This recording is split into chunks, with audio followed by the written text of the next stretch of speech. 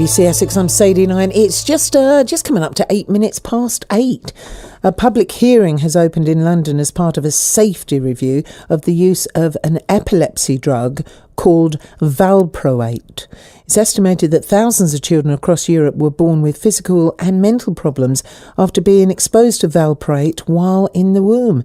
The European Medicines Agency is holding a safety review of this drug, which has been linked to autism.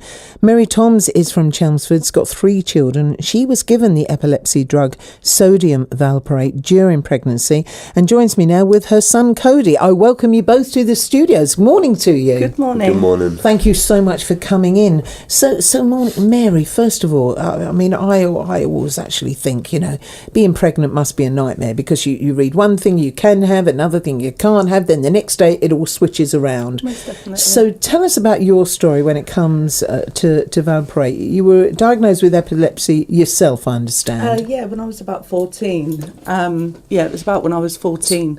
And I was put on a tablet called carbamazepine, which I was pregnant with my daughter on. Unfortunately, that really, really did not work for me. So they then changed my medication to the sodium valproate.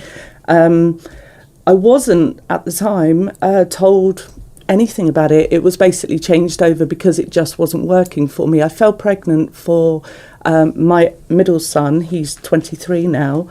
24, sorry, Callum.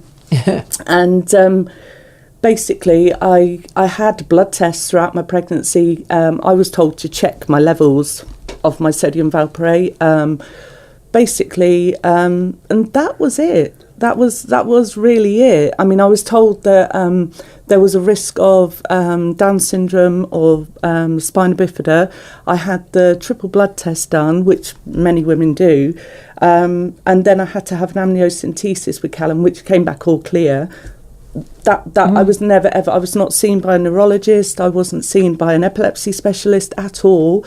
And then I fell pregnant for Cody, and I had a couple of funny kind of turns, if you like, and they upped my medication. So therein, Cody was actually affected furthermore than what Charlotte or Callum ever were. And it ended up being like a bit of high blood pressure. It wasn't actually epilepsy, because myself, I haven't had a seizure for, my daughter's 27, I think about 25 years. I've not had, I've been fit free. So why was my medication upped? Why was I was never informed of anything. And like I said to the gentleman before, I ate healthily, I never drank, I didn't smoke during my pregnancies, and yet I'll say it this way because that's how I feel, I still damaged my baby because I took the medication. That's how it must feel. I can't imagine, because that's how it must feel, that you were in charge of this, you were putting the stuff in your body. Was it ever mentioned to you by anyone that there could be a possibility by upping this dosage that it could cause any problems at all to your baby? No, nothing, because I understand the flip side of this. I do understand it. Basically, had it came about that I had a seizure during pregnancy, your oxygen could be stopped during a seizure and everything, so therefore they look at it that you could stop that oxygen supply to your baby. So there is that swinging door where one way could be and the other way. But we still never knew that these damages could come about. And the worst thing is, down in Cornwall, because we actually moved away to get the help for Cody. We were in Cornwall up until 6 years ago. And we moved away.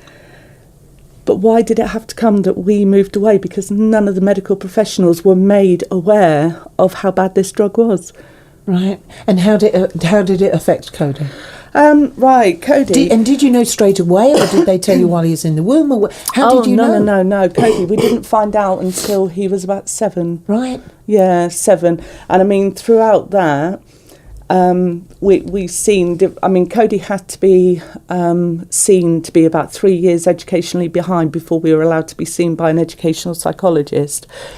So we then saw this educational psychologist, and there's a family history form that you have to fill out initially when you do this. And basically, the first thing that I wrote on there, because it says mother's history, first thing I wrote, epilepsy.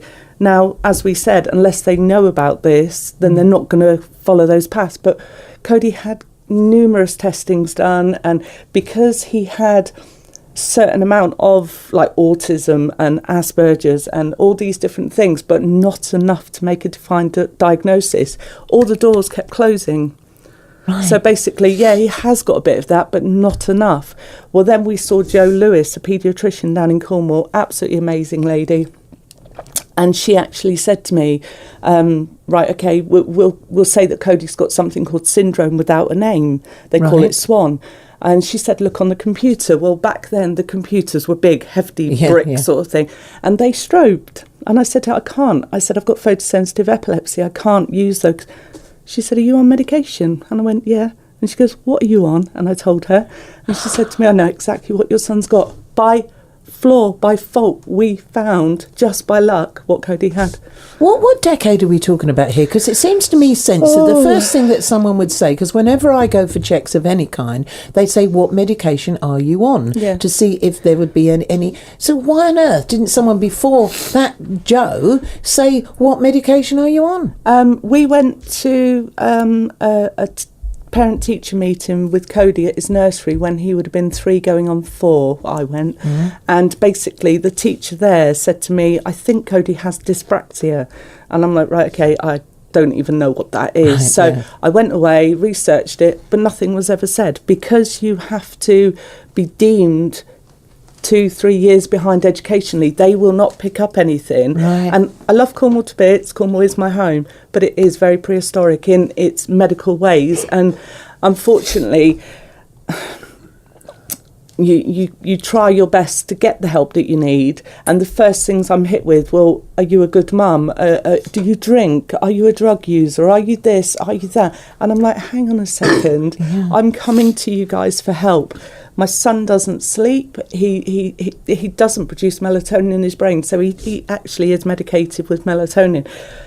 But I'm coming to you, for the help. medical professionals, for help, and I'm getting like accused of possibly doing drugs or doing alcohol, or what? Am I a bad mum? I wasn't a bad mum. I was just trying to do the best thing for my son because I didn't know what was wrong with him. Stay with us. We're going to speak to Cody after the latest travel now that we've got. It's a junction now which we know is very important to you drivers out there, especially you trying to get your children to school. But please stay tuned to us here and we'll find out how it's affected Cody and take your calls on this 0300 240